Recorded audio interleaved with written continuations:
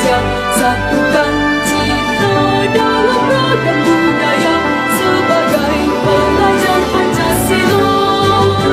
Beriman, bertakwa, berakhlak mulia. Salam guru hebat untuk kita semua.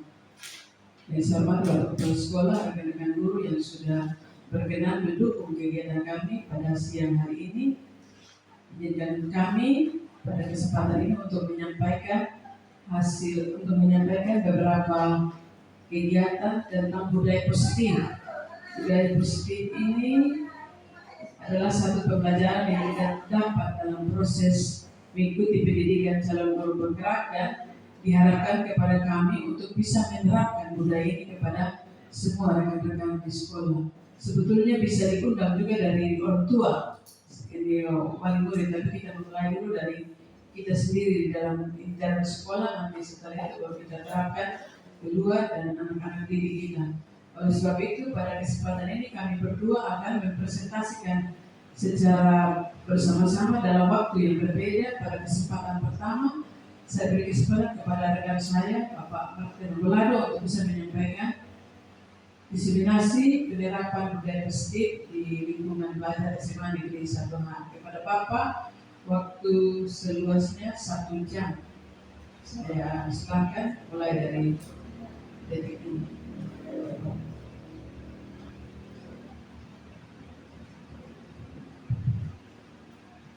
Baik, terima kasih pada Ibu Lita yang sudah memandu dan berikan kesempatan pada saya untuk berbagi baik pada hari ini sesuai dengan arahan Ibu Lita tadi, bahwa kami saat ini boleh berada bersama-sama dengan Bapak Ibu untuk berbagi praktik baik terkait dengan penerapan budaya positif di lingkungan SMA Negeri 1 Bahar.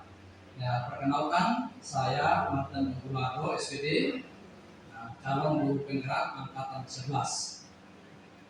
Jadi Bapak Ibu, mohon izin untuk saya menyampaikan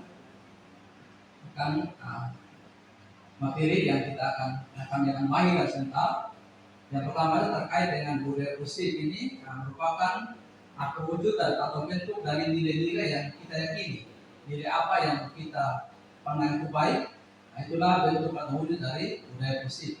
Dan tujuan penerapannya adalah untuk mendorong murid sehingga dia itu bisa berpikir dan bertindak, sehingga dia mampu melakukan proses untuk dalam dirinya, sehingga mampu mandiri dan bertanggung jawab dalam melaksanakan semua aktivitas yang berada di SMA Negeri 1 H ini.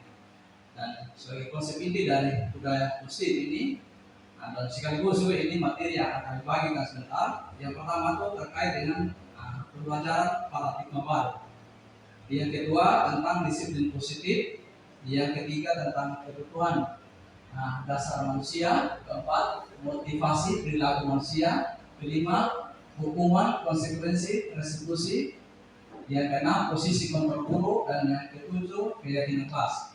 Terkait dengan ini konsep inti dari budaya positif, Bapak Ibu, nanti kita akan lebih belajar lebih mendalam khusus pada hukuman, konsekuensi, kemudian pada posisi kontrol guru, dan yang ke-8, maaf tidak kelihatan sini, yaitu tentang restitusi.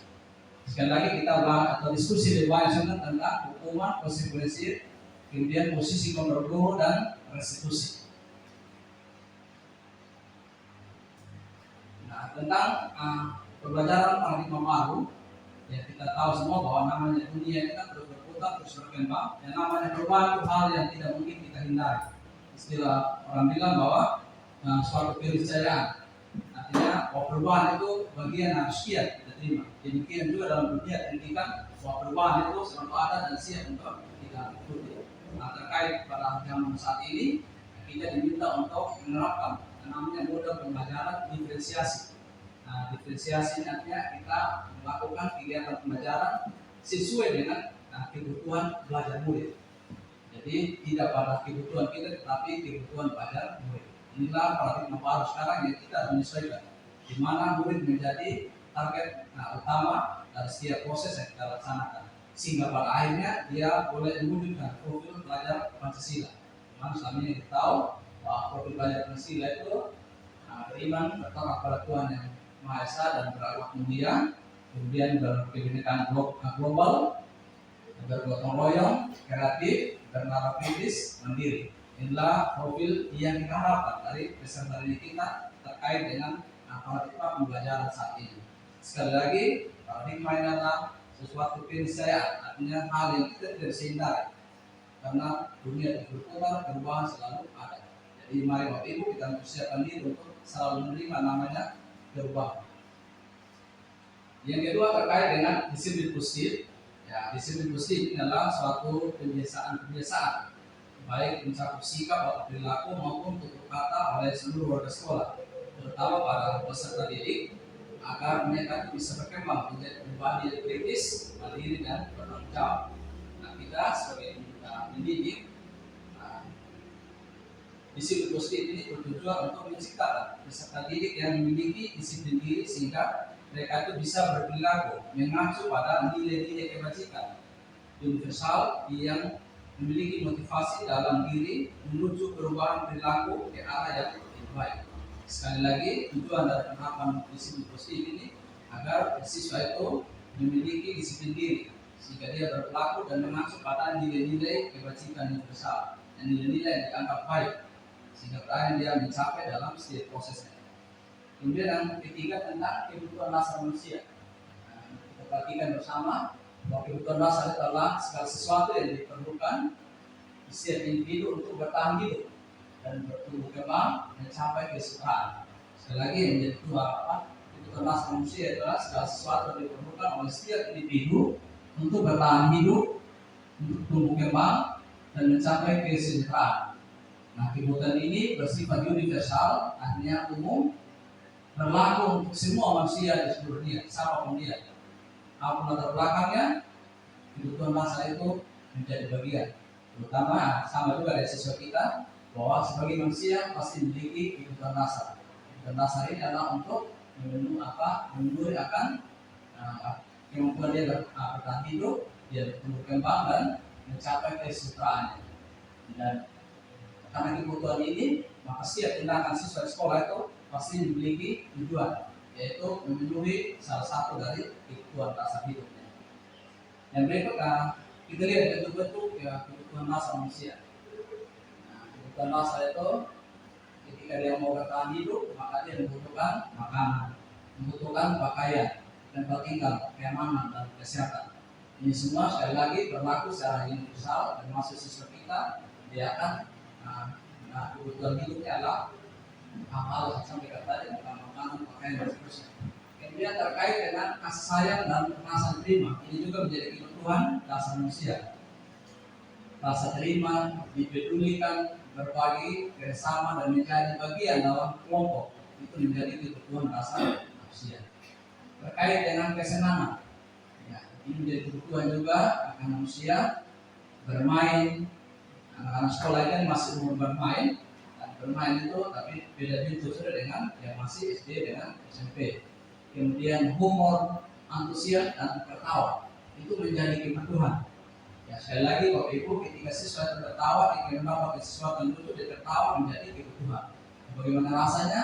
Termasuk kita juga kalau kita mendapatkan sesuatu yang lucu, kalau kita tertawa, berarti ada sesuatu yang terpenuhi dalam kita, dalam kehidupan kita. Jadi kita peserta didik, kalau mereka tertawa melihat sesuatu yang lucu, mereka tertawa, kita jangan menganggap mereka salah, tetapi itulah kebutuhan mereka tertawa.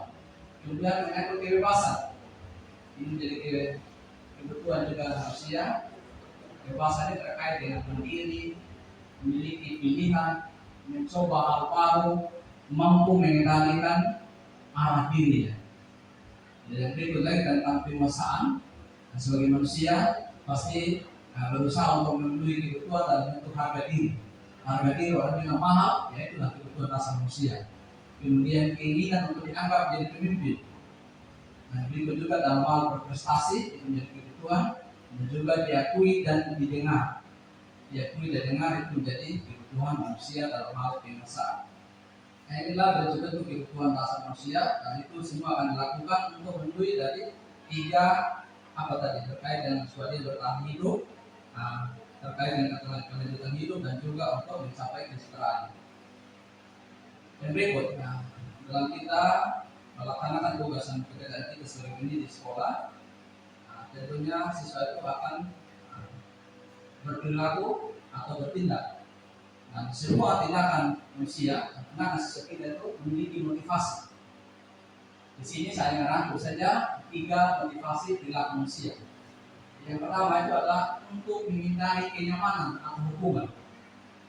Menghindari kenyamanan atau hukuman.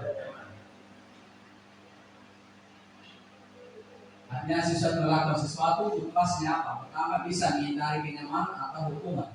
Yang kedua, untuk mendapatkan imbalan atau penghargaan dari orang lain. Yang ketiga, untuk menjadi orang yang mereka inginkan dan menghargai diri sendiri dengan nilai-nilai yang mereka percaya. Nah, Bapak Ibu, ini saranku yang 3 motivasi perilaku manusia. Nah, terkait dengan perilaku manusia ini, yang pertama tadi menghindari ketidaknyamanan hukuman, ini motivasinya yang rata-rata ini kita simpulkan bukan datang daripada diri sendiri atau motivasi yang bukan timbul dari diri sendiri, tetapi itu karena motivasi di luar. Seperti anak-anak kita ketika dia bersemangat ya motivasi dalam pagi hanya untuk takut dengan aturan, maka dia berada dalam motivasi yang pertama, dia menghindari supaya itu jangan dihukum. Kemudian juga ketika dia berpakaian sesuai aturan di sekolah sini, kalau sebatas supaya tidak dihukum, maka dia berada pada motivasi untuk menghindari ketidaknyamanan atau hukuman. Nanti kita masing-masing bisa menemukan anak-anak kita posisi ada di mana. Kemudian yang kedua, mendapatkan imbalan atau penghargaan dari orang lain. Banyak juga tindakan siswa ketika melakukan sesuatu itu ada harapan dia diberi imbalan atau diberi penghargaan. Yang boleh dikatakan untuk poin kedua ini berada di tingkat lebih atas sedikit lebih baik dari motivasi yang pertama. Tetapi bukan itu juga kita inginkan Bapak itu. Ada pada anak kita ketika melakukan sesuatu terkait dengan keyakinan kita atau peraturan di sekolahnya, ketika dia melakukan bukan sesuatu mendapatkan imbalan atau penghargaan, lumayan saja. Bagaimana motivasi ini? Ketika dia mendapatkan imbalan atau tidak mendapatkan penghargaan, buat dia tidak termotivasi untuk melakukan hal-hal yang baik. Sedapat mungkin anak-anak kita berada dalam motivasi yang ketiga, yaitu menjadi orang yang meyakinkan, artinya orang seperti apa dia ke depan.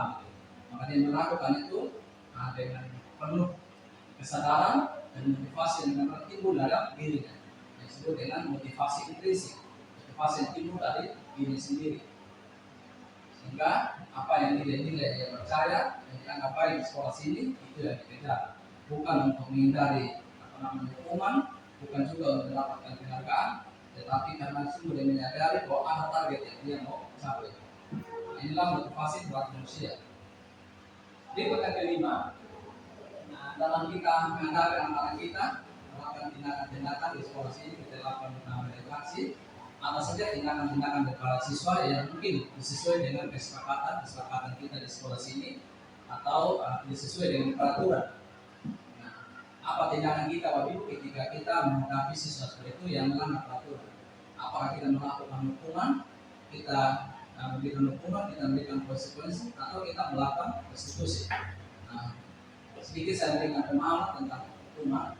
Nah, hukuman ini bersifat tidak terencana atau tiba-tiba. Artinya siswa tidak mengetahui apa yang dia harus terima sebagai hukuman dari pelanggarannya. Hanya diketahui oleh guru dan bersifatnya spontan saja. Dan bisa juga hukuman ini bisa berupa fisik atau juga berupa psikis. Murid disakiti oleh suatu perbuatan atau kata-kata. Nah, saya belum ada pada kesimpulan bahwa ini tidak boleh dilakukan, tetapi mari kita pelajari dulu bahwa bentuk hukuman ya seperti itu. Artinya dia bersifat separah, hanya guru yang merencanakan, siswa tidak mengetahui apa akibat dari perbuatannya. Dan biasanya siswa mendapatkan hukuman psikis atau hukuman fisik. Kemudian konsekuensi ini sudah terencana atau sudah disepakati dan sudah dibahas dan disetujui oleh murid dan guru. Murid dibuat konsekuensi dibuat bersama-sama disampaikan tadi, dan siswa mengetahui sebelumnya konsekuensi apa yang dia akan terima ketika dia melanggar. Kemudian ketika kita berikan konsekuensi, murid tetap dibuat nyaman. untuk jangka waktu yang pendek dan diberikan berdasarkan suatu kata yang umumnya dapat diukur. Misalnya setelah 3 kali. Misal ini, karena ini tertulis aturannya, kita biasa diberikan sanksi itu. Kalau kamu melakukan hal ini lagi, batas 3 kali, kalau lebih dari 3 kali, maka kalian akan menerima konsekuensi. Nah, ini dia yang disebut dengan konsekuensi. Dan dalam pengamatan saya, ya memang kita masih berada dalam posisi memberi hukuman sekali-sekali, dan kita lebih banyak berada pada konsekuensi. Artinya segala hal yang dilakukan di sekolah sini memang kita sudah sepakati, siswa juga sudah tahu risikonya apa ketika dia melanggar sebuah kesepakatan di sekolah sini. Tetapi di sini sikap kita lebih banyak mengontrol murid, artinya kita lebih dominan, belum muncul tadi motivasi intrinsik dari peserta didik. Banyakkan bahwa akan muncul namanya motivasi pertama tadi untuk menghindari ketidaknyamanan atau menghindari hukuman. Kemudian terkait dengan institusi, ini institusi adalah proses menciptakan kondisi bagi murid yang untuk memperbaiki kesalahannya. Ini proses kolaboratif yang mengajarkan murid untuk mencari solusi. Murid mendapat penguatan, murid belajar bertanggung jawab atas perilakunya, murid tetap dibuat nyaman. Nah, ini saya bersihkan Bapak Ibu karena sebentar di materi terakhir sebentar kita akan berdiskusi lebih banyak tentang institusi. Di mana institusi ini pada prinsipnya kita itu tetap memberi penguatan pada siswa. Sekalipun motivasi seperti apa dia melakukan sebuah tindakan, kemudian apapun yang dilakukan tidak sesuai dengan peraturan sekolah atau keyakinan dengan kita, tetapi tetap kita memberi penguatan pada peserta didik sehingga kita nanti harus mengidentifikasi dengan benar apakah setiap kesalahan itu apa alasannya sehingga dilakukan. Kita lebih fokus pada memberikan dia solusi. Dan solusi itu sendiri bukan muncul dari kita sebagai guru, tetapi kembali pada siswa. Apa solusi yang dia tempuh untuk memperbaiki kesalahannya. Jadi pada prinsipnya dalam institusi itu menganggap atau berprinsip bahwa kesalahan dari peserta itu adalah bagian dari proses pendidikan. Sekali lagi, prinsip dari institusi adalah kesalahan adalah bagian dari proses pendidikan. Di sini baru kita berkesimpulan bahwa kesalahan adalah bagian yang kita harus terima dan setiap siswa. Walaupun bukan itu yang kita inginkan. Nanti sebentar kita akan belajar khusus tentang diskusi. Bapak Ibu ada beberapa permintaan atau tindakan kita ini. Saya minta refleksi dari kita semua. Apakah ini posisi berada dalam hukuman atau konsekuensi? Mungkin beberapa saya ambil. Ketika mungkin pernah kita menghukum siswa di lapangan bola voli karena mereka terlambat atau karena mereka ribut. Kira-kira Bapak Ibu kita berikan hukuman atau konsekuensi. Ya masing-masing kita bisa ambil kesimpulan, kita berikan konsekuensi atau kita berikan hukuman. Kemudian mungkin pernah mencatat 200 kali kalimat yang saya minta maaf karena berkelahi dari teman. Apakah kita melakukan hukuman atau konsekuensi? Kemudian mungkin kita pernah meminta siswa itu membersihkan WC sekolah karena tidak menunjukkan tugas atau karena dia terlambat atau karena mungkin dia ribut. Kita suruh dia membersihkan WC. Apakah kita sudah melakukan hukuman atau konsekuensi? Kemudian yang ketiga, merapikan sapu dan alat yang jatuh karena tersenggol saat berlari di jalan istirahat. Ibu, kira-kira mungkin yang untuk yang kedua, saya sedikit hapus saya itu minta maaf Bapak dan saya minta maaf saya pasal kembali dan ini. Yang nomor 2, Ibu kira-kira terlakukan hukuman atau konsekuensi? Ya? Ya, hukuman. 2, 4 hukuman. 5, 3 konsekuensi. Ya. 5, 3 konsekuensi. 2, 4 hukuman. Jadi Bapak Ibu, nanti sebentar kita akan berdiskusi lebih banyak juga dalam saya membersihkan WC juga termasuk hukuman. Mohon maaf sudah, dan itu merupakan hukuman karena sekali siswa melakukan kesalahan, tetapi tugas saja lakukan untuk membersihkan WC. Jadi itu merupakan satu hukuman yang diberikan pada peserta didik. Ini sebatas ini refleksi Bapak Ibu bahwa apa yang kita lakukan selama ini kita sedang melakukan hukuman atau konsekuensi. Dan tentunya antara hukuman dan konsekuensi adalah bukan hal yang kita melakukan di sekolah. Kita berada pada diharapkan kita melakukan restitusi. Itu bagaimana sebaiknya reaksi kita apabila murid melakukan kesalahan?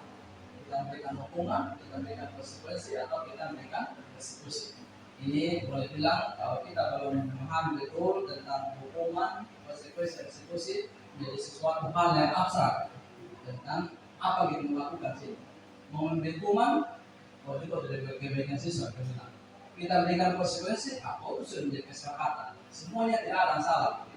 Tetapi mengingat bahwa yang kita dapat manusia adalah tentu kita berada pada restitusi. Tidak mungkin kita mengembalikan dia pada posisinya. Kita selalu memberi penguatan, kemudian kita menyampaikan apa keyakinan yang sungguh yang harus capai di sekolah sini. Jadi Bapak Ibu, ya boleh dikatakan dengan kondisi kita saat ini sekali lagi menjadi hal yang sangat abstrak dan mungkin antara ya dan terima untuk kita melakukan. Tetapi di awal tadi saya sepakatkan bahwa paradigma pembelajaran, paradigma baru pembelajaran kita sudah ada pada posisi restitusi. Terima diterima Bapak Ibu, kecuali tertahan dulu beberapa jam waktu tentu buat kita menolak restitusi. Itu dari awal saya sampaikan tentang paradigma baru pembelajaran. Nah Bapak Ibu, tujuan ini tadi saya bilang bahwa kita mau diskusi banyak tentang restitusi, tetapi kita belajar dulu. Ini juga tadi salah satu yang saya sampaikan untuk kita diskusi lebih banyak tentang posisi kontrol guru. Posisi kontrol guru itu yang pertama ada hukum. Berjelas kan? Hukum yang kedua, pembuat rasa bersalah.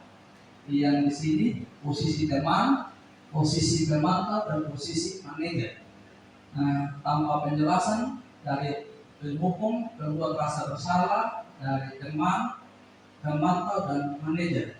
Kira-kira yang Bapak Ibu mau berada pada posisi mana? Atau selama ini sudah pernah berada pada posisi mana? Hukum, teman, pembuat rasa bersalah. Bapak Ibu pernah berada di posisi manajer? Pernah. Kita tidak bisa mungkiri juga bahwa pernah kita berada pada posisi manajer. Sekali begitu kita tidak sadari penuh, tetapi kita selalu melakukan atau berada pada posisi manajer. Dan 5 posisi guru ini tentunya kita diharapkan semua berada pada posisi manajer. Nah, kalau saya mau begini saja, susah kita memahami, tapi saya mohon izin untuk saya berikan sedikit penjelasan tentang 5 posisi kontrol guru itu. Ciri dari pemukul selalu menggunakan hukuman fisik maupun verbal. Guru yang menjalankan posisi pemukul senantiasa mengatakan bahwa sekolah memerlukan sistem atau alat yang dapat lebih menekan murid-murid lebih dalam lagi. Inilah ciri dari pemukul bahwa harus ada sesuatu yang sistem yang harus kuat di sekolah sini sehingga siswa itu taat atau bisa mencapai semua apa yang diharapkan.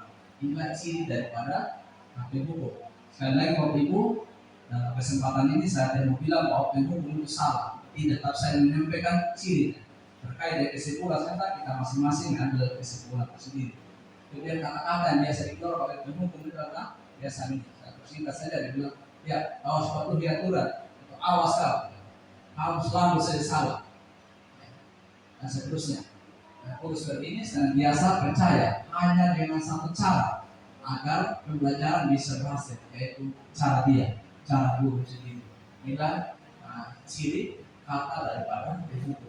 Kemudian terkait dengan suaranya biasanya lebih tinggi, ya. Bahasa tubuhnya, matanya melotot, jarinya menunjuk-nunjuk, menghardik. Ini bahasa yang kita sudah sampaikan, tapi kita tidak pernah memberi penguatan pada peserta didik. Nanti kita berharap pada manajer serta kemudian diskusi seperti itu. Apakah hal ini salah? Sekali lagi tidak berharap pada posisi itu, tapi posisi pemukul selalu tidak melakukan tindakan penguatan. Sedangkan mungkin siswa itu menyadari kesalahan itu saja, tapi tidak. Nah, hasilnya Bapak Ibu, yang kemungkinan siswa itu akan marah-marah dan menentang atau bersifat agresif. Bisa jadi sesudah kembali guru, kalau misalnya kejadian dalam kelas, dia bisa mencoret-coret bukunya, mencoret mejanya, dan bisa juga ketika dia keluar dari kelas, dan alasan tindakan lain dilakukan. Sini saya contohkan, bisa saja motor guru menjadi sasaran karena anak ini ketika dia memberikan hukuman dengan sebuah kesalahan. Nah ini adalah ciri dari pemukul. Kemudian untuk posisi kontrol kedua terkait dengan pembuat rasa bersalah. Cirinya posisi ini biasanya guru akan bersuara lebih lembut. Berbuat rasa bersalah akan menggunakan keinginan yang membuat orang lain tidak nyaman atau bersalah atau juga hendak diri. Kata-katanya biasa ya, ibu atau bapak, saya sangat kecil sekali dengan kamu. Berapa kali bapak harus memberitahukan kamu? Bagaimana kalau orang tua kamu tahu kalau kamu dua sendiri? Artinya bahasa-bahasa itu dengan penekanan kita itu sehingga kita mengarahkan siswa itu dia itu merasa bersalah, tertekan. Inilah ciri dari merasa bersalah. Karena suaranya, bagaimana saya katakan dia lebih halus, bahasa tubuh akan nampak lebih merapat pada siswa, besok dan melembut, dan seterusnya. Kemudian hasilnya, murid akan merasa bersalah telah mengecewakan bapak ibu gurunya. Murid akan merasa menjadi orang yang gagal dan dia sanggup membahagiakan orang lain. Kadang-kadang sikap ini lebih berbahaya dari sikap yang hukum, karena emosi akan tertanam di dalam diri murid. Murid menahan perasaan, tidak seperti murid dengan guru pemukul, di mana bisa menumpahkan amarah walaupun secara negatif. Murid akan tertekan dan seperti inilah yang tiba-tiba bisa terus amarah pada saat-saat tertentu. Sekali lagi, membuat rasa bersalah ini akan mengarahkan siswa itu bagian itu menjadi orang yang benar-benar diri karena kesalahan itu, seolah dia lagi tidak punya harapan karena kesalahan, dia tidak bisa membahagiakan orang lain, dia merasa kecewa dan seterusnya. Inilah posisi guru ketika berada pada berbuat rasa bersalah. Kemudian yang berikut posisi kontrol teman. Posisi ini tidak menyakiti murid, baik secara fisik maupun secara psikis. Tetapi berupaya memang murid yang lebih persuasif atau pendekatan saat terbuka dari siswa. Dan posisi teman para guru bisa negatif atau positif. Positif di sini berupa hubungan baik yang terjalin antara guru dan murid. Posisi teman menggunakan hubungan baik dan hukum untuk mempengaruhi seseorang. Ada posisi negatifnya dan ada posisi negatifnya. Jadi disampaikan posisi positifnya yang terjalin hubungan baik antara guru dan siswa. Tapi posisi negatifnya, siswa itu hanya berbuat sesuatu apabila guru yang tadi itu juga yang menyuruhnya. Kalau bukan guru itu, dia akan tidak bisa berbuat apa-apa. Sangat tergantung dengan guru yang selalu dekat dengan dia. Kalau sudah dengan guru lain, tidak lagi. Apakah ini kita perlu lakukan? Kalau kita tuh terlalu dekat dengan siswa. Ya, sekali lagi ada positifnya, ada negatifnya kalau kita berada pada posisi sebagai teman.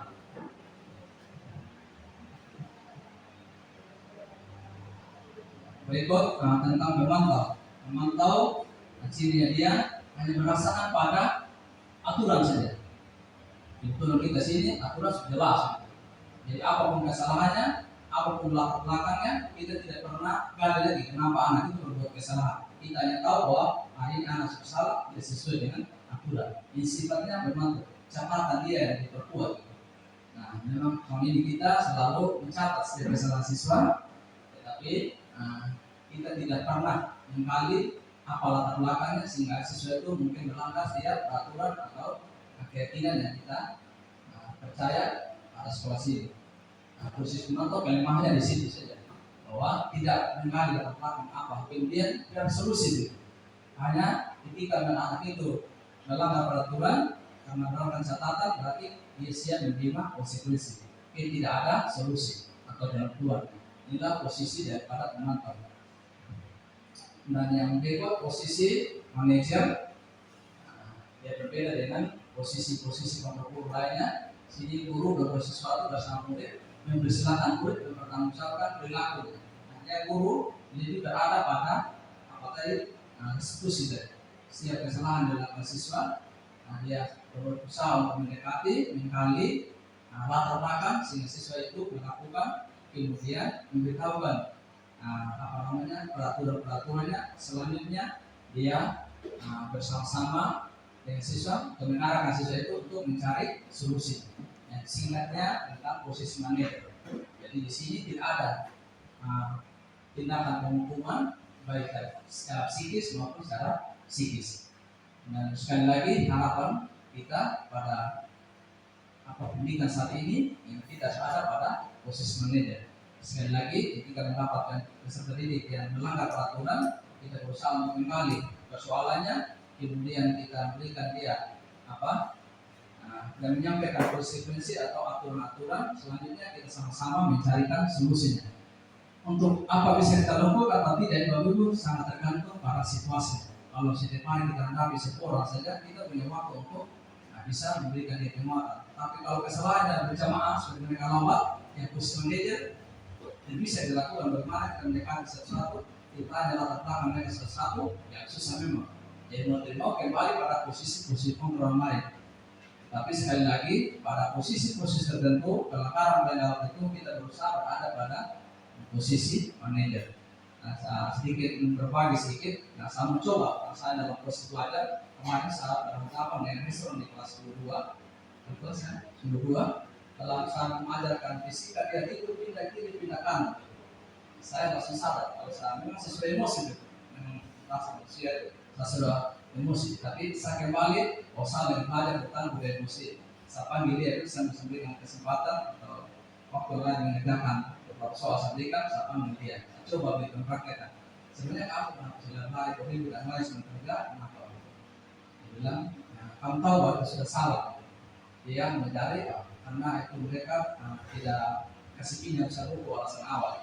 Dan saya bilang buku itu kan sudah ada di masing-masing meja. Kalau mereka tidak berteman dengan saya, kalau saya dapatkan polis itu bahwa dia itu pindah kiri kanan karena tidak ada berteman dengan dia. Bila terbelakang, maka saya bilang dia. Coba sekarang kau tenang, ketika kau tidak bisa melakukan hal itu, kau tenang, bagaimana kau bisa belajar? Saya rasa kau bisa.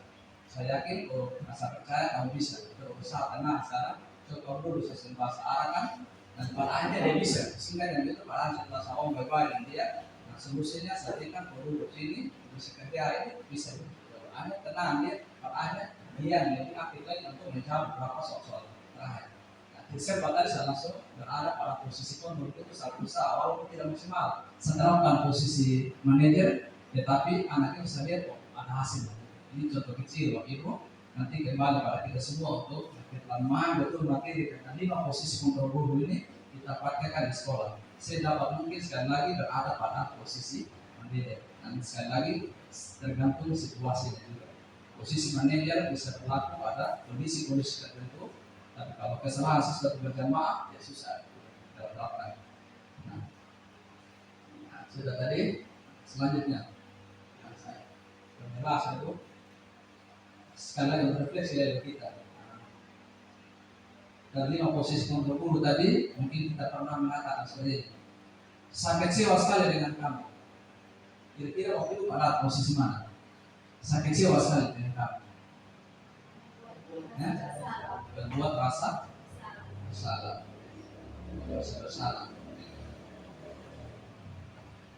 Kamu tidak pernah melakukan sekarang keliling lapangan tiap kali, atau kita menyuruh anak keliling lapangan tiap kali kamu melakukan kesalahan, tidak berada posisi mana?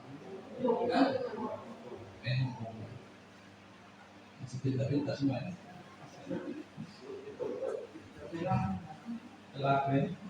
Kira-kira bagaimana kamu akan memperbaiki masalah ini? Nah ini mendapatkan kesalahan siswa, kita panggil dia, kita tanya, kira-kira bagaimana kamu akan memperbaiki masalah ini? Nah, posisi kontrol guru tadi adalah menghukum, membuat alat bersalah, memantau. Nah, kalimat ini, kira-kira bagaimana kamu akan memperbaiki masalah ini? Kita berada pada posisi manajer. Oke. Terakhir, kamu terlambat 50 menit. Apakah kamu sudah mengerti konsekuensi apa yang dilakukan bila terlambat? Ya? Aturan saja jangan. Kita tidak akan tidak ada belakangnya, tidak memberikan juga solusi. Aturan. Aturan. Apa latar belakangnya, apa solusinya kita tidak berikan. Itulah kenapa. Baik, Bapak Ibu, sekali lagi, ayolah lakukan ini Bapak Ibu. Bermanfaat. Boleh dilakukan ini, tapi lihat positif negatifnya. Oke.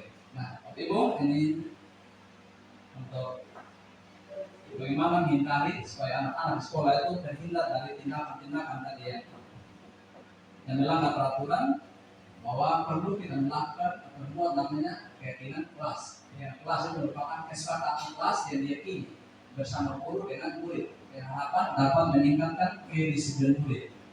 Keyakinan kelas berupa pernyataan universal dibuat dalam bentuk kalimat positif dan bersifat abstrak, tidak terlalu banyak sehingga mudah diingat dan dipahami. Semua warga kelas terlibat dalam penyusunan lewat surat pendapat. Nah, ini penjelasan tentang kelas, tapi intinya gini, bahwa kita ini sudah memiliki yang namanya peraturan sekolah. Di kelas juga harus memiliki peraturan kelas. Nah, di sini yang diharapkan bagi kita adalah kita ubah semua peraturan itu dalam sebuah keyakinan. Di langkah-langkahnya, dalam lewat surat pendapat, semua di dalam kelas kita minta mereka untuk berpendapat. Apa yang kalian inginkan di sekolah sini? Atau apa yang kalian inginkan di kelas ini? Terutama oleh kelas, peraturan-peraturan. Sehingga menjadi kesepakatan kelas. Masing-masing boleh berikan. Ya, dilarang seperti ini. Harus datang pagi bagi yang bertugas. Kelas dan nanti pendapat dari semua peserta didik. Nah, semua pendapat dari siswa kita akan kumpulkan nanti, kemudian kita rangkum dalam kalimat-kalimat positif dan kita akhiri dengan sebuah keyakinan kelas. Nah, saya berikan contoh, Ibu. Nah, ini tadi juga seperti ini. Ini langkah-langkah pembuatan keyakinan kelas. Ini sederhana begini. Peraturan itu perlu dibuat, karena peraturan, tapi tugas kita sekarang adalah berubah semua peraturan itu yang dilarang, harus, itu sedapat mungkin tidak ada. Wajib melakukan kebersihan sesuai dengan pikir. Nah, tentunya ini diinginkan gitu. Ya, tapi sedapat mungkin kalimat ini kita ubah menjadi kalimat positif. Ya, melakukan kebersihan sesuai dengan pikir. Kemudian keyakinan yang diperoleh sini adalah kami akan menjaga kebersihan dan keamanan kelas. Dan nilai kebajikan universalnya adalah saling menghormati, tanggung jawab, dan peduli. Nah, Bapak Ibu, ketika anak melakukan kesalahan dia terlambat tidak melakukan tugas, kita tidak bertanya nanti, kamu tahu bahwa aturan yang kamu wajib melakukan kebersihan, tidak demikian. Tapi yang ditanya apa yang menjadi keyakinan kelas. Jadi seharusnya kami menjaga kebersihan dan keamanan kelas dan lingkungan sekolah. Kemudian nilai apa yang kalian percaya? Jadi tanggung jawab. Jadi tidak melakukan berarti segala nilai tanggung jawab. Kemudian ya apa yang kalian harus lakukan untuk memperbaiki kesalahan itu. Nah, inilah menjadi langkah-langkah pembuatan keyakinan kelas, sehingga nanti yang ada dalam kelas adalah ya keyakinan kelas dengan nilai-nilai kebajikan itu. Itu ada yang semua siswa harus ketahui. Memang tidak banyak karena memang sudah menangkap. Misalnya ada aturan bilang dilarang rokok. Dilarang rokok ini terkait dengan keyakinan tentang peduli.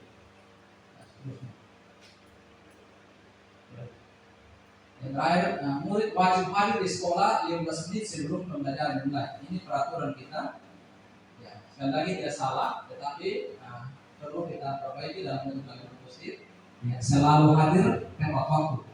Kemudian keyakinannya kami akan hadir tepat waktu. Nah, inilah yang sebenarnya kita berusaha menerapkan kesadaran kita, karena setiap hari kita berhadapan sih.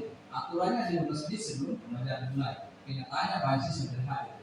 Nah, sekali lagi ini masih teori waktu itu, tetapi kembali pelaksanaan kita untuk kita bisa atau tidak kembali kepada kita. Tak bisa semuanya kita percaya kita bisa melakukan itu dan kita bisa berusaha untuk melakukan itu.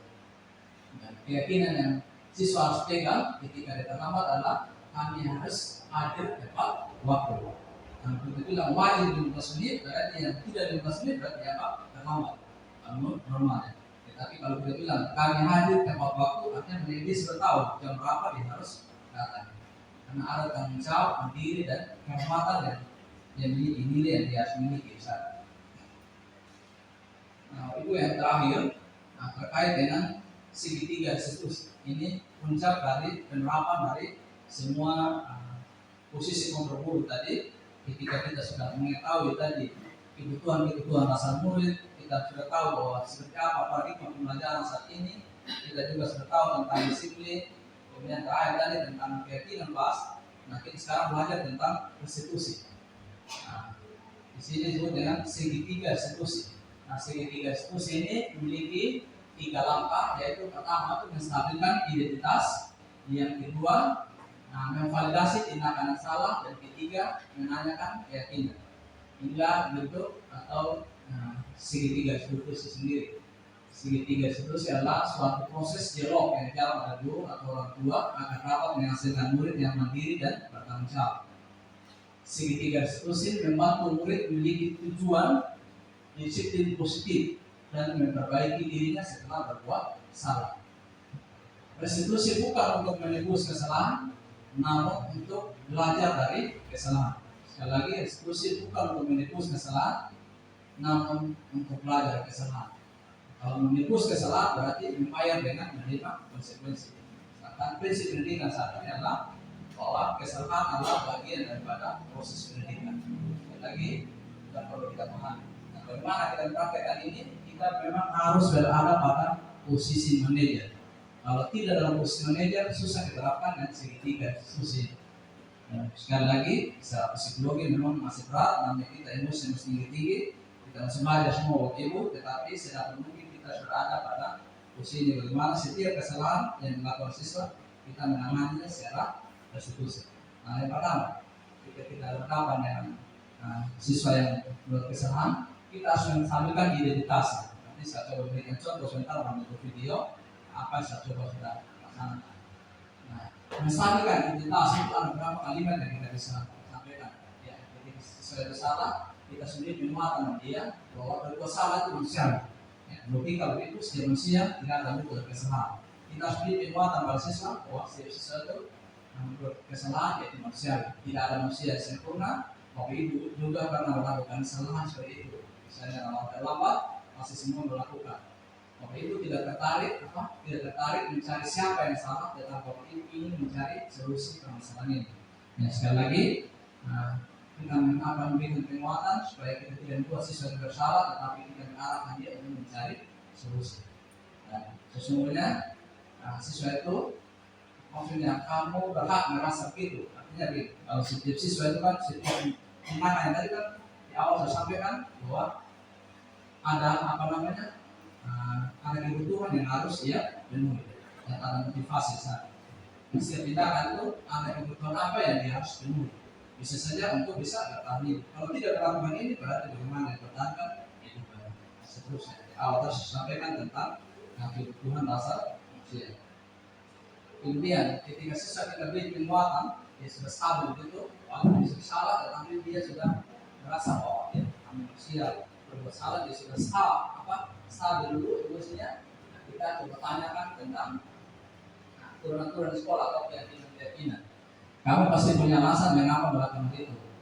Padahal kamu bisa melakukan dan lebih buruk lagi. Bisa saja siswa yang terlambat datang, kita bisa berikan penguatan tadi. Ya, saya bisa saja kamu tidak datang sekolah, kamu selamat, tetapi kamu tetap datang, berarti luar biasa kamu melakukan itu. Bagus. Atau bisa juga siswa tidak mengerjakan tugas. Ketika kita tanya, kita kamu tidak mengerjakan tugas, kita beri penguatan, tidak bilang, oke, seharusnya bisa saja kamu tinggal di rumah karena tidak mengerjakan tugas, tetapi kamu tetap datang. Bagus itu kamu lakukan. Sekali di kamu tidak kerja, tetapi kamu tetap datang. Siswa tidak menggunakan sepatu sesuai aturan, tidak beri penguatan. Kemudian kita bisa katakan ini dalam kualitas tindakan, ya bisa saja kamu datang sekolah. Karena sepatu kamu mungkin sudah problem, mungkin sepatu hilang itu, tapi kamu tetap datang sekolah sekalipun sepatunya tidak sesuai dengan aturan. Ya, jadi tidak beri penguatan, kita berikan pernyataan bahwa kita bangga pada diri siswa itu, dan siswa juga berbangga dengan dirinya sendiri.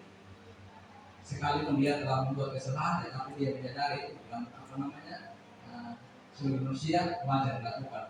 Tapi sekali lagi, berikan keinginan bagaimana kita hadapi kalau kita sudah berhadapan dengan masalah, dan kita berusaha untuk memberi penguatan dan kita berusaha untuk memberikan validasi tindakan siswa itu. Nah, seterusnya, yang ketiga tadi menanyakan keyakinan. Apa keyakinan? Yang tadi kan kita bilang terlambat, apa keyakinan yang percaya? Apa keyakinan kelas kita? Nah, kalau terlambat berarti keyakinan dia adalah datang pada tepat waktu. Nilai apa akan percaya di sana? Yaitu nilai kedisiplinan. Jadi dia sebelah ada kedisiplinan berarti atau kita bertanya sebenarnya kamu seperti apa? Ya, gambaran kelas yang kamu inginkan ideal seperti apa, atau gambaran diri kamu seperti apa yang ideal seperti kamu apa, gambaran diri yang ideal itu seperti apa. Dan bisa saya jawab berarti sebenarnya ada waktu taat dan segala macam. Nah, hari ini kamu sudah melanggar keyakinan apa, bisa saja dikatakan sudah melanggar nilai disiplin. Dan terakhir kamu bisa memperbaiki dengan cara apa memperbaiki. Disitulah kita berikan penguatan untuk itu, kita beri apa solusi sesuai kalau dia terbang ke sekolah karena dia meeting malam itu, berarti dia akan berusaha besok dia meeting lagi. Kalau hari ini mungkin kira-kira tugas, berarti besok dia berusaha mengerjakan tugas sebelum sekolah. Dia karena tidak mendapat hukuman dan tidak konsekuensi itu, hanya penguatan yang diterima, maka siswa itu merasa kuat dan merasa dihargai, yaitu bisa berusaha untuk memperbaiki diri. Inilah yang diharapkan dalam kegiatan diskusi kita ketika menghadapi tindakan siswa yang melanggar keyakinan kelas atau keyakinan sekolah. Nah, ini contoh terdapat ini siswa memang ya, dalam pengamatan saya kemarin ketika kelas 10 ini rumah yang paling dekat dengan sekolah, orang tuanya mengerti juga, tapi raja lambat. Nah, semuanya tidak nampak kok itu, hasilnya raja lambat. Nah, satu lambat ya, raja lambat. Nah, karena ini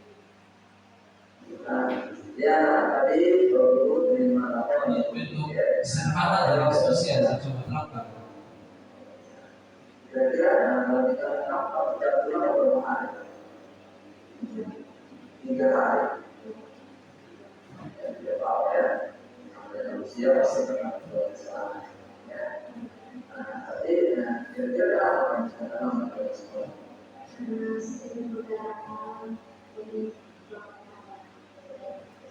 Pada malam ada dalam sekolah. Kira-kira apa sih terkait dengan kelas dan masih lama?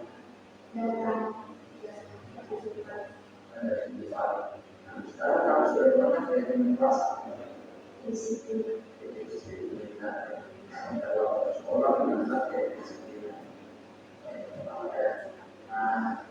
Kira-kira kamu bisa berbagi caranya? Tidak ada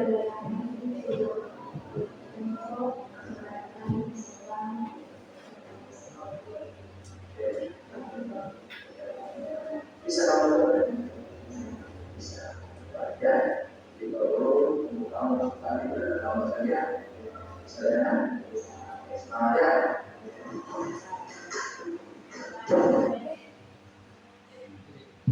Suara yang berjelas bahwa intinya anak ini selalu terlambat gitu. Nah, saya bertanya dia setelah berkali-kali. Nah, latar belakang dia terlambat ke sekolah karena siang malam dia main HP. Orang tua juga tidak terlalu tidur, kamu tidur juga di dalam kamar dia main HP. Bisa bilang hal wajib main HP. Dan sekarang sama manusia itu kalau tidur tanpa HP misalnya akhirnya wajar.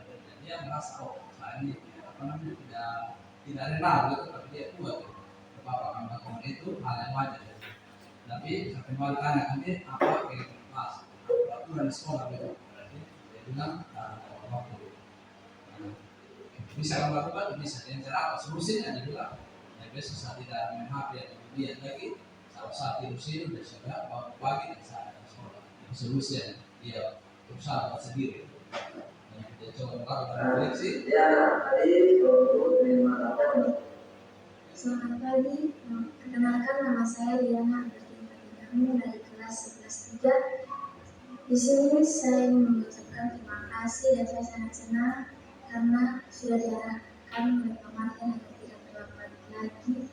Meskipun saya terlambat, tapi pemerintah tetap mengarahkan saya dengan baik. Terima kasih. Ini konsep penerapan resus secara sederhana. Jadi Bapak Ibu inti dari semua materi yang disampaikan adalah ada pada posisi 5 posisi mau berguru tadi dan ketika berada pada posisi manajer bagaimana kita menghadapi setiap menghadapi kasus-kasus siswa ini kita melakukan restitusi. Restitusi sekali lagi berlaku pada situasi tertentu, tetapi ketika kesalahan berjamaah, ya, kita sesuaikan. Sehingga dari awal saya katakan, bahwa posisi nomor urut itu tidak ada yang salah, memang semua tergantung pada situasi. Tidak ada salah, sekali tergantung pada situasi. Nah, terutama ketika terlambat, begitu banyak terlambat, tidak mungkin kita tanya mereka satu-satu, tetapi nah, kita akan menangani secara umum gitu. Tetapi pada kasus-kasus tertentu seperti ini, saya bilang wali kelas mengambil posisi sebagai manajer menanyakan karena mendapat laporan dari guru pikir bahwa anak ini sedang terlambat. Disitulah posisi kita sebagai manajer untuk melakukan restitusi pada anak yang terlambat. Ada satu video tadi yang sampai tadi ini berkaitan dengan anak yang di dalam kelas. Ada juga tadi yang saya coba ini.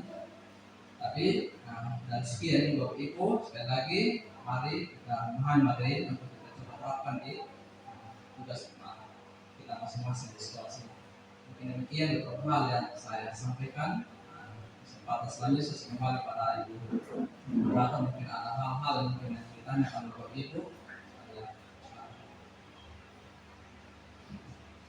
Baik, terima kasih untuk Pak Martin yang telah menyampaikan materi. Mari kita berikan aplaus. Pada sesi berikut saya memberikan kesempatan kepada teman-teman untuk memberikan usul syarat atau Saya paling banyak sesuatu di sini. Jadi yang pertama Pak Martin, bagaimana caranya kira-kira kita membuat keyakinan keras yang anaknya secara terus-menerus tidak hanya 3 kali seperti ini Nona saja, yang berulang-ulang melakukan hal yang sama. Misalnya datang terlambat, lalu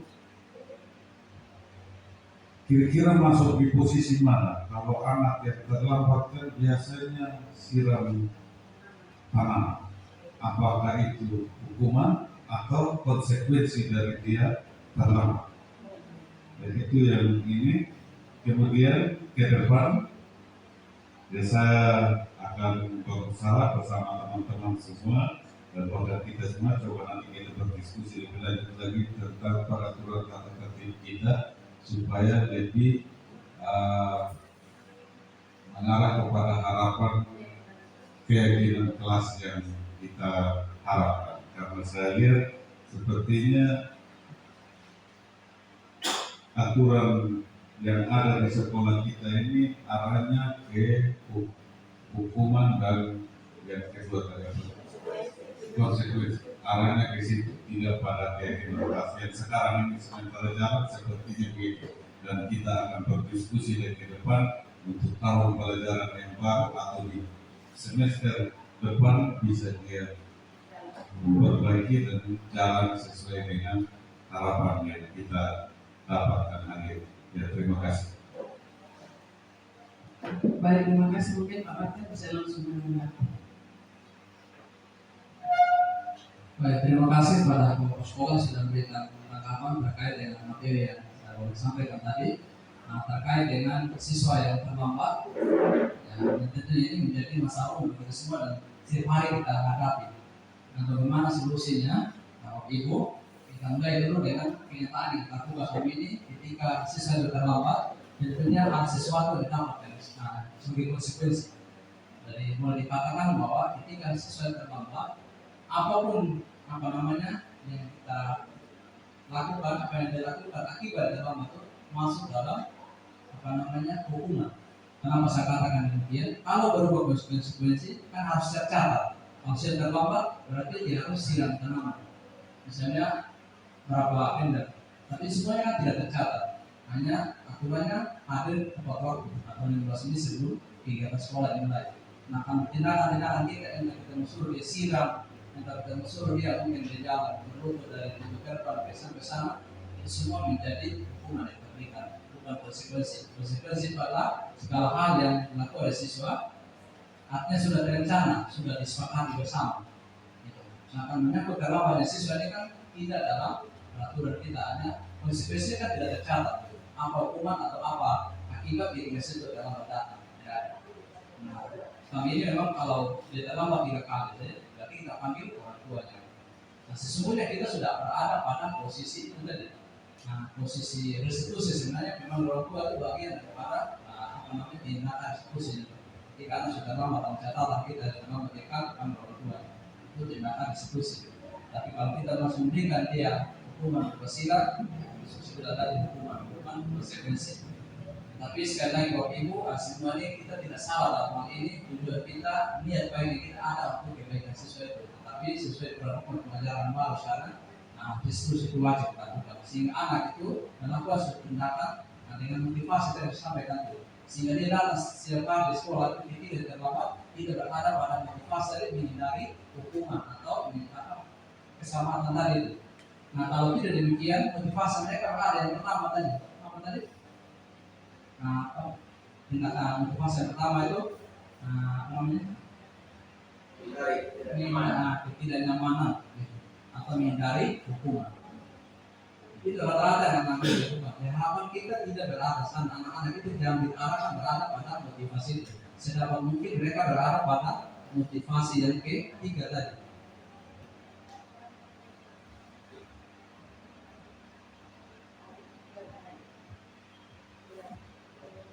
Sedapat mungkin berada pada motivasi yang ketiga, yaitu menjadi orang seperti apa yang diinginkan.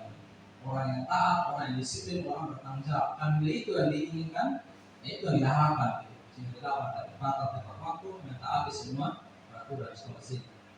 Jadi ya sekali lagi kalau memang itu kita yakini bahwa ini hal yang baik, namun kita harus menerima bahwa hal yang baik sudah ke depan. Karena itu saya bilang tadi sebuah keniscayaan bahwa dunia pendidikan itu terus berubah. Siapapun, walaupun banyak orang di luar sana, dari kurikulum itu macam menerapkan, bukan begitu maksudnya. Selagi bumi berputar ke arah perubahan, ada satu hal yang sesuai. Kehidupan pada dulu juga berbeda-beda. Dengan perkembangan teknologi arah sekarang, kehidupan dulu sudah berbeda-beda. Hukum bukan lagi satu-satu yang sebelum belajar atau dulu, tetapi variasi sudah berubah sekarang. Itu karena perkembangan. Jadi sekali lagi kita harus mengakui atau meyakini itu adalah hal yang baik dan berusaha untuk diterapkan. Karena kita masih berada pada dunia pendidikan. Itu Bapak mungkin saya sampaikan bahwa kita memberikan hukuman pada anak itu, dan kita tidak salah, tetapi kita berusaha untuk memperbaiki sehingga kita berikan dia restitusi. Secara berjamaah melakukan oke, tetapi ada tindakan-tindakan kita selanjutnya lewat wali kelas atau kita amati siswa yang sedang terlambat dan melakukan restitusi. Salah satu kita bilang panggil orang tua karena mereka itu bagian dari restitusi. Tapi restitusi kita selama ini belum berada pada kita yang ketiga mencari dan keluar dari itu. Menanyakan tentang keyakinan. Ini itu Bapak saya. Terima kasih karena Bapak sebentar saya masih ada Bapak untuk video. Untuk menyelesaikan ada 5 posisi kontrol dulu, nanti Bapak saksikan di video yang saya tanyakan sebentar. Di situ lebih mantap nanti. Bapak lebih tahu posisi mana yang harus kita lakukan untuk anak. Terima kasih untuk presentasi dari Pak Martin. Sekali lagi mari kita berikan aplaus. Presentasi dan waktunya tepat. Jadi terima kasih Bapak Ibu ya sudah bersama-sama dengan saya dalam praktik klien ini.